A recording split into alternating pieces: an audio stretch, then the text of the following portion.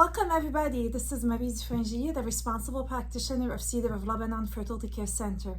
Some of you got used to me when I'm at different education phases. I try to interview practitioner or practitioner interns or educators so I can know their story and be inspired by their testimony. So here I am at St. Louis, Missouri, attending the 41st annual meeting of the American Academy for Fertility Care Professionals. And I'm joined by Felricia Brown from Atlanta, Georgia. Felricia, thank you so much for being here. Thank you for having me. Thank you. So today I was talking to a friend who had spoken to Felricia before, and she told me she has a story to share. And as soon as I walked in to the reception table, I found out Felricia, and here we are now recording the video. So I'm so grateful for the opportunity to have you here share your own story with the Creighton model and NAPRA technology. Before you do that, Felricia, can you just introduce yourself briefly? My name is Felricia Brown, and I live in Atlanta, Georgia. I teach the Creighton model fertility care system to women and couples in helping them to understand their days of fertility and infertility, to identify whether they would like to use the Creighton model fertility care system to either achieve a pregnancy or avoid a pregnancy when they're married, or for women who maybe are just engaged, or if they're religious, even young teenage girls who are just starting their cycles, they're able to identify days of their cycle that are fertile or infertile based off of the bleeding or observations that they make, and give them the knowledge to be able to identify those days on their own. And in some circumstances, some women may have infertility. They may be trying to achieve a pregnancy with their husband, and it can be difficult for them.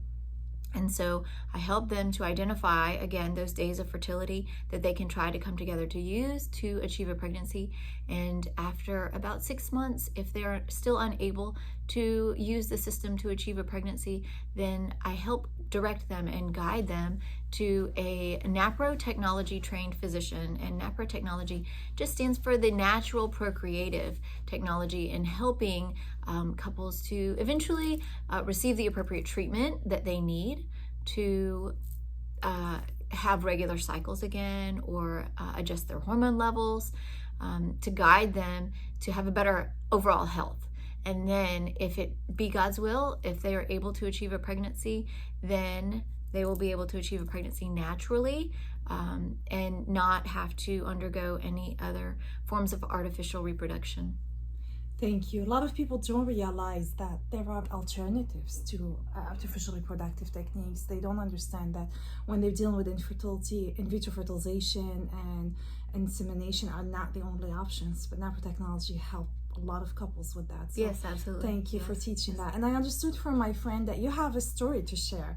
And I don't know your story, so I'm excited to hear it, but I know you have something that got you to become a practitioner, to be doing what you're doing. So we would like to hear your story, Felricia. So in 2007, my husband and I, we were married, and we both were in graduate school at the time, and we were trying to postpone a pregnancy. But my cycles, they were irregular, and it was difficult because we didn't really know what was going on. And the first doctor that we went to, he told us just to use the birth control pill. And I said, no, I don't want to use the birth control pill. That's like they make it the only available option for people. They don't tell them there are other ways. Right, yeah. So my husband, he did so well because he went on and he Googled, and he found out about the, at the time it was called the Pope Paul VI Institute. Now it's the St. Paul VI Institute in Omaha, Nebraska. And so we found a practitioner who taught us long distance. And I was, again, in graduate school studying medical research. So I was very interested in learning the signs that my body was teaching me to understand what my body was going through, because I had never learned anything about that or understood it to that point. So I was about 27 years old and just learning this for the first time. I hear that from a lot of women. So it was very empowering. How come we've never learned this before? How come we never heard of this before? Yeah. And so we eventually traveled out to the Pope Paul VI Institute in Omaha, and we met Dr. Hilgers. And he diagnosed me with polycystic ovaries and endometriosis. And while I was in surgery, he did find that I had a blocked left fallopian tube. And so it was a little bit disheartening because that was something that we weren't expecting to hear. And so he told us to go back home and try to achieve a pregnancy after he treated the endometriosis. And let me just take a step back and say, when we first went to see Dr. Hilders in 2008, he said that my blood work and my ultrasound showed that I had the polycystic ovaries that I mentioned. But we went home and we prayed with our priest and had our priest pray over us, my husband and I. And at the time in 2008, the surgery for polycystic ovaries, the ovarian wedge resection, was a laparotomy. So it was a very big surgery with longer recovery time than now. Now they do it through the ovarian wedge resection through robotic surgery. So it's very small incision points now instead of the laparotomy incision. Well, just on this point, it's mostly NAPRO technology medical consultant who still do the ovarian wedge resection. Unfortunately, a lot of the mainstream medicine, they don't do it. The aid approach, birth control pill with different treatments. Or different medicines. Yeah. But during surgery, Dr. Hilders called my husband in the waiting room and told him that he could not explain why the polycystic ovaries was not there. But there was no more polycystic ovaries. But that was when he did tell him that I had some endometriosis that he was able to treat, and the blocked fallopian tube that he was not able to treat. But it still was not something that could be detrimental to our fertility. Yeah, he still had the other fallopian tube. Right. And so we went back at home after the surgery and recovered, and I was able to achieve a pregnancy. But unfortunately, the first pregnancy did end in miscarriage. And then after that, we were still trying to achieve a pregnancy and no luck. And then we scheduled another surgery to go back to see Dr. Hilders. And then we prayed novena and to the Immaculate Conception for Mary. And our priest, again, continued to pray with us. And we prayed as a couple, as husband and wife. And we were able to achieve a pregnancy, and so then we canceled the surgery and had a healthy baby boy who is now 10 years old. And then we suffered secondary infertility afterwards also. So after our son, he was turning 3, almost 4 years old, then we had trouble getting pregnant again after that. So I was going to schedule another surgery with Dr. Hilders. And then we prayed our novena. And that worked the first time. Yes. And so Dr. Hilders recommended some dietary changes that did seem to help my fertility.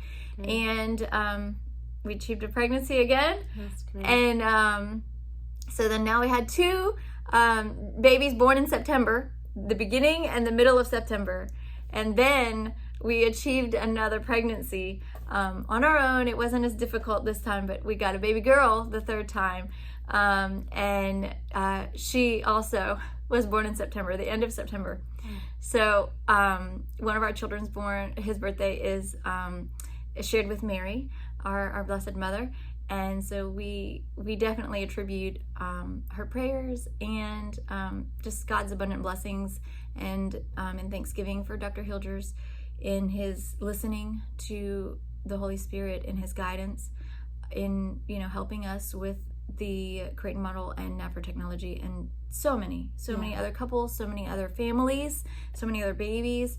Another thing is that I had to have progesterone treatment with all of our babies because I had low progesterone levels, which was one of the main factors for why we had lost our first baby. And another amazing part of our story, only by the grace of God, we found out the ultrasound tech when they were doing our first ultrasounds for our second son and our little girl. They found out that it was the left ovary that had ovulated So wow. it meant the right fallopian tube reached over and picked up the egg that had been ovulated from the left ovary, because I had never had a surgery to open the left fallopian tube. That's amazing. Amazing, yes. Yeah. So let me make sure I got this clear. At the beginning, you start using the system to avoid a pregnancy, and We did. Yes. And then because we were in graduate school trying to postpone a pregnancy, and then we realized, wow, it's actually not that easy to achieve a pregnancy once we were going through infertility. So we have a 10-year-old, a 6-year-old, and a 4-year-old right now. Beautiful. Thanks be to God. I think that's one of the great advantages of using systems like the Creighton model system, that it can be used for both ways, to achieve pregnancy as well as to avoid pregnancy. But we know ourselves, being a practitioner, that we have another way of using it, which is amazing, monitoring and maintaining and evaluating women's gynecological health, as you mentioned at the beginning. So for any woman who's listening, who has a gynecological problem, whether it's endometriosis or polycystic ovarian disease or even PMS, or any couple struggling with infertility or repetitive miscarriages, just know that there are real solutions to those problems, because these are real problems.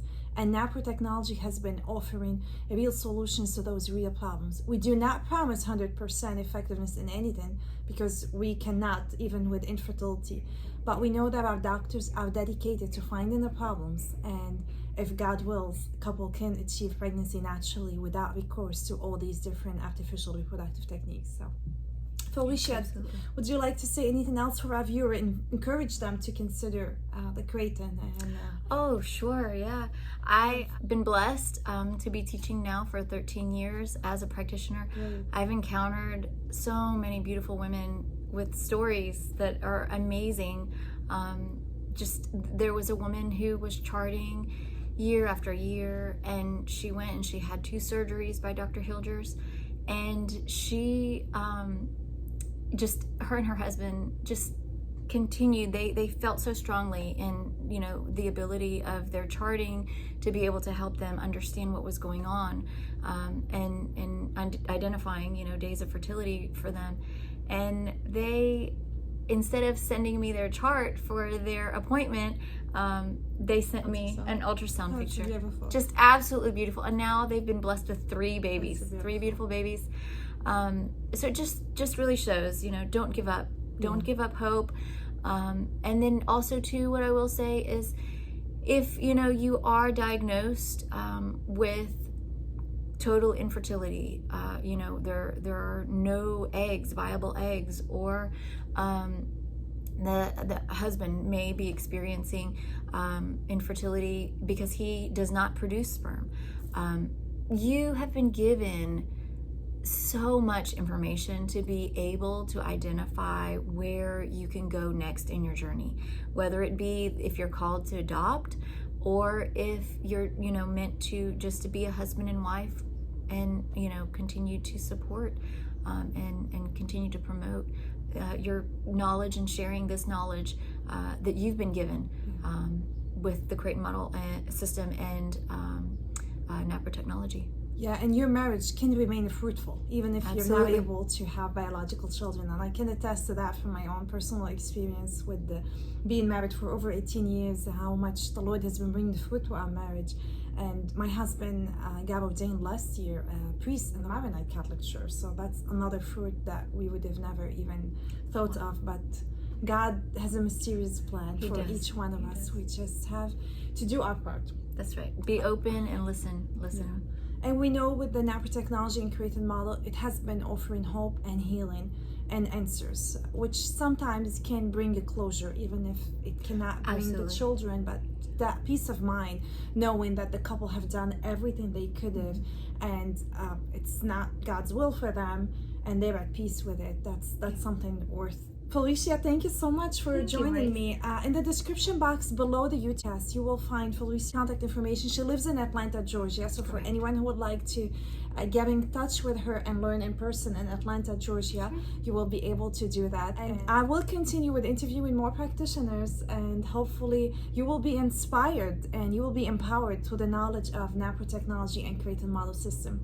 And don't forget to like the video and to share it with other people so you can spread this beautiful message and let as many women and couples know about this great option available for them. Alternatives for contraception, alternative for in vitro fertilization. I just want to add Yes. too that the Creighton model system is being taught by practitioners all over the world. Yes. In numerous countries. Yes, in many languages. That's correct. It's standardized, but yet it can be taught in many different languages.